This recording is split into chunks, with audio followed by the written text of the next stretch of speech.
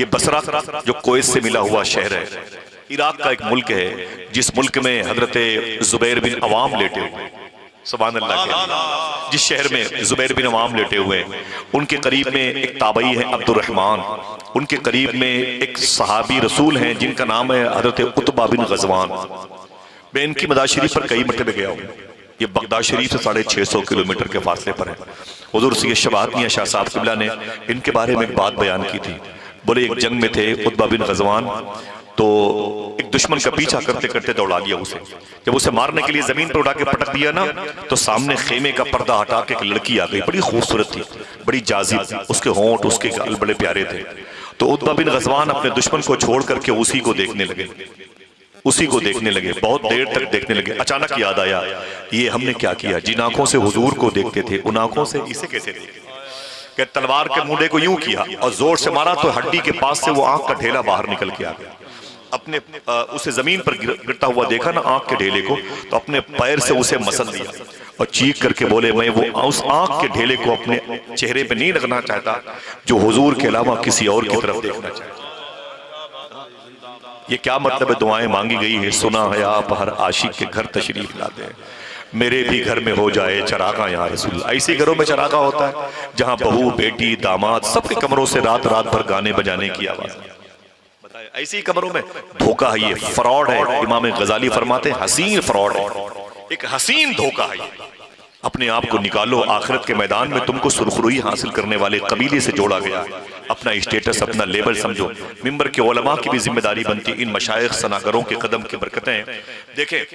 तो नात पढ़ने की उसी बसरा शहर में एक आस्थाना है, अगर उनका नाम लूं तो आप सुभान अल्लाह कह दो। ये मौलाए कायनात के खलीफा हैं, हुजूर की बीवी हम सब की माँ अम्मी सलमा का मुबारक दूध पिया है हजरत ख्वाजा हसन बसरी रज़ी अल्लाह। उनके करीब में वो लेटे हैं जिनको इमाम मोहम्मद इब्न सीरीन कहा जाता है, जिनसे ख्वाब की ताबीर पूछने के लिए वो आते थे, जिन्होंने 100 मरतबे ख्वाब में अल्लाह को देखा। इमाम आजम अबू हनीफा आया करते थे। इसी बसरे में वो मज़ार शरीफ भी है जिन्होंने 10 साल तक मदीने शरीफ में हुजूर के घर की सब्जियां लाई हैं, जिनको हजरत अनस बिन मालिक कहते हैं।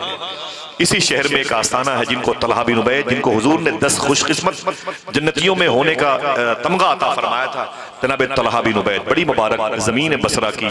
मैं दुआ करता हूँ अल्लाह ताला आप सबको बसरा के बुजुर्गों की बारगाह की हाजिरी की तौफीक अता फरमाए।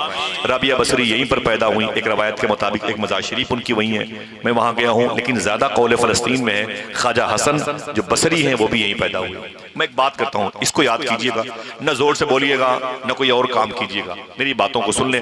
मैं आपके हाथ पांव दबा दबा के हुजूर की बातें बताना चाहता हूँ। ये ख्वाजा हसन बसरी का शहर है बसरा, राबिया बसरी का शहर है बसरा। राबिया बसरी का मालूम है, जब इनकी पैदाइश हुई ना, तो इनके घर में 3 बहनें इससे पहले पैदा हो चुकी थी। कितनी? कम से कम 3 लोग तो बोले। 3 बहनें पैदा हो चुकी थी। ये अपने बाप की चौथी बेटी होती हैं, इसीलिए इनका नाम राबिया रखा गया। राबे के माने 4 के होते हैं। लेकिन जैसे बाप को पता चला कि मेरे घर में बेटी पैदा हुई है, तो बाप बड़ा रोया, बहुत रोया। वजह गरीबी थी, गरीबी थी। रोते रोते सो गए। अगर खुश हो जाओ तो बता दूं, ख्वाब में हुजूर तशरीफ लाए। अच्छा हाँ, तो उठा के बताओ, हुजूर तशरीफ ला सकते हैं कि नहीं? ख्वाबों में हुजूर आ सकते हैं कि नहीं? जिसका जिसका अकीदा है जोर से बोले भाई, और जिसका अकीदा सलाह नहीं है उसके लिए रास्ता वो हमवार है। समझे भाई?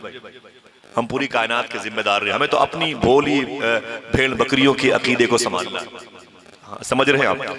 दुआ करें अल्लाह हमारे अकीदे के बाजुओं की मछलियों को जिंदगी अता फरमाए। ऊंची आवाज में बोले। राबिया बसरी की सूरत में जो बच्ची पैदा हुई वो चौथी बेटी थी। आपके बाप के ख्वाब में हुजूर तशरीफ लाए। मेरे आका फरमाते, मेरी नेक बंदी के बाप तेरे रोने की वजह क्या है? तो राबिया बसरी के बाप कहते हुजूर गरीबी है। कहाँ जाऊं? मेरी 3 बेटियां पहले से थीं, अब ये चौथी बच्ची पैदा हो गई, कहाँ जाऊं? तो मेरे आका सल्लल्लाहु अलैहि वसल्लम इरशाद फरमाते हैं, अच्छा दौलत चाहिए? तो उन्होंने जुमला इरशाद फरमाया, कहते हैं आका जो मेरे हक में बेहतर हो फैसला फरमा दी। तो हुजूर ने ख्वाब ही में फरमाया, कागज और कलम लेके आओ। तो राबिया बसरी के बाप कागज और कलम लेके आए। हुजूर फरमाते एक खत लिखो। जब खत लिखने की नौबत आई तो मेरे आका फरमाते हैं हेडिंग लिखो, ये खत अमीर बसरा के नाम, बसरा के सबसे बड़े आदमी के नाम। हाकिम बसरा के नाम, मालिक बसरा के नाम, ये खत अमीर बसरा के नाम। उसके बाद बसरा कहाँ पे? इराक में है। और हुजूर जाहिरी तौर पर मदीने शरीफ में। देखें मेरे आका फरमाते आगे लिखो, अय अमीर बसरा, रोजाना तुम मुझ पर दुरूद पढ़ते थे, कल तुमने दुरूद शरीफ क्यों नहीं पढ़ा? जुर्माना अदा किया। आपका दिल अगर खुश हुआ हो तो इसकी भी खबर हो गई, हुजूर को हो गई। आपके दिल को ठंडक नहीं मिली तो हुजूर को इसकी भी खबर हो गई। जो कहता है हुजूर ये नहीं जानते, हुजूर ये नहीं जानते, फरमाते सूफिया उसके इस ना जानने को भी हुजूर जानते। समझे आप?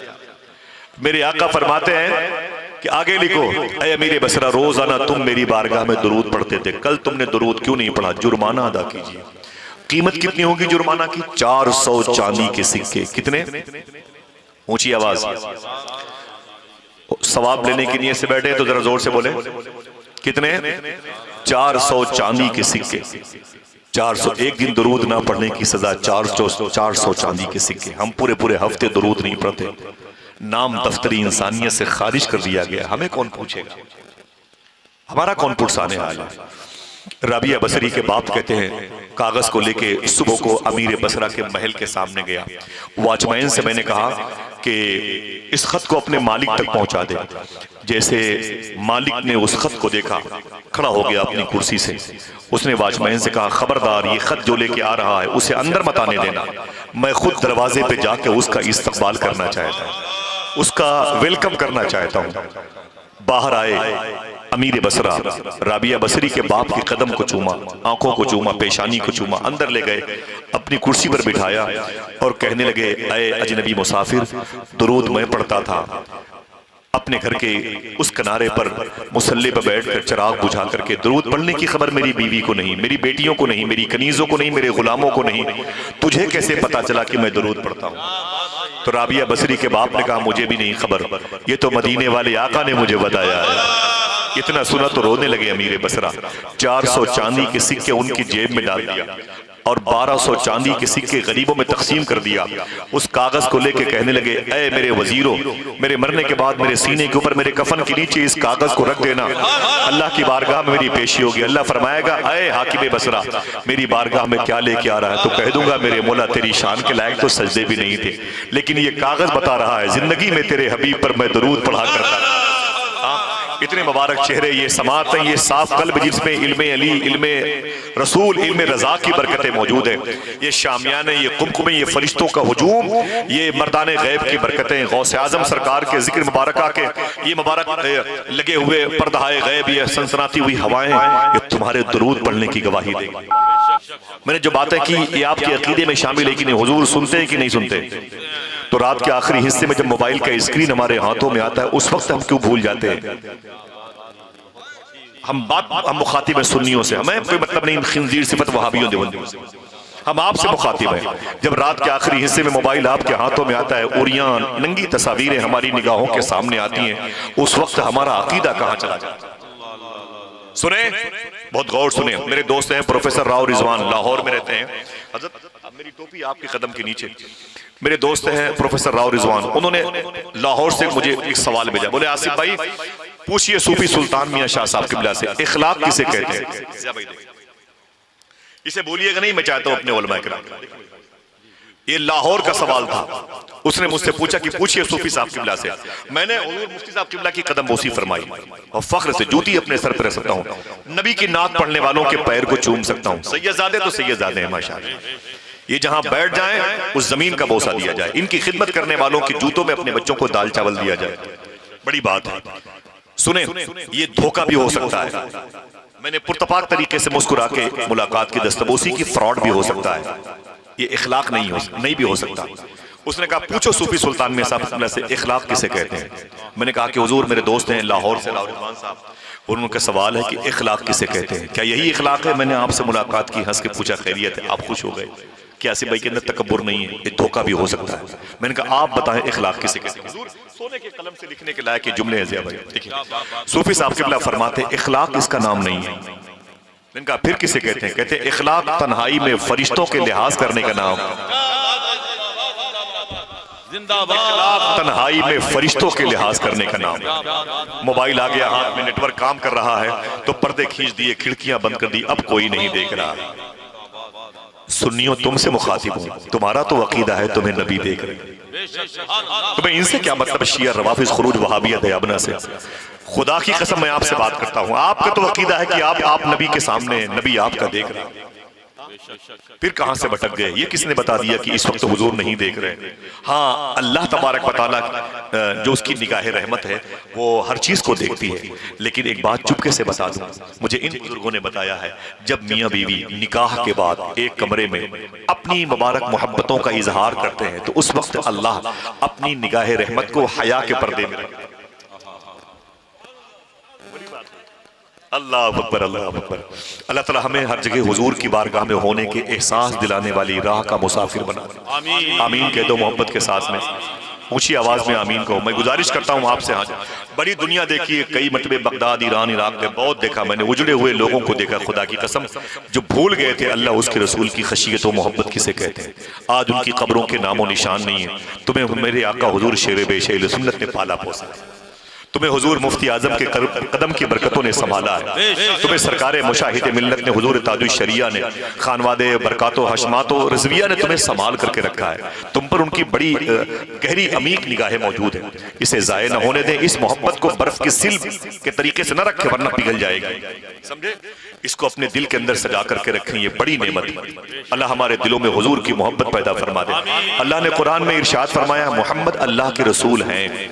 बड़ी बात शुरू से करता कलमा तैयबा से, लेकिन नहीं, वक्त बहुत तेजी से निकल रहा है। एक दो बातें करूंगा, ज्यादा परेशान नहीं करूंगा।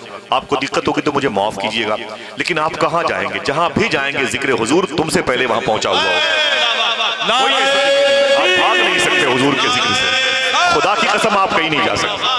कहां जाएंगे? उठ के बहुत करेंगे, घर चले जाएंगे, आपका घर आपसे, आपके जाने से पहले हुजूर की नाते पढ़ रहा है। जिस होटल के चाय खाने पर बैठेंगे ना, उसकी छत पर हुजूर की नात के नगमे अलम इश्क बन करके लहराए।